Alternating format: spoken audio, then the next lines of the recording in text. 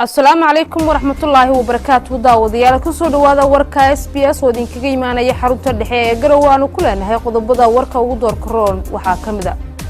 Ra'iisul Wasaaraha Xukuumadda Federaalka Soomaaliya oo kormeeray qaar kamida xarumaha wasaaradaha dalka Golaha Shacabka Baarlamaanka Soomaaliya ayaa ka dooday hindisa sharciyeedka nashqadeynta magaalooyinka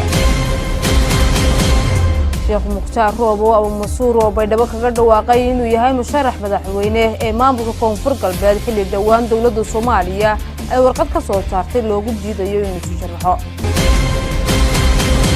Injineer Maxamed Cabdullaahi Shortaayo oo Garowe kaga dhawaaqay inuu yahay musharax u taagan xilka madaxtinimo ee 2019 dawladda Soomaaliya oo la wareegtay ciidan isugu jira saraakiil iyo sidoo kale ciidamo kale oo tababar ugu soo dhamaaday saldhigga Turkiga ku leeyahay Muqdisho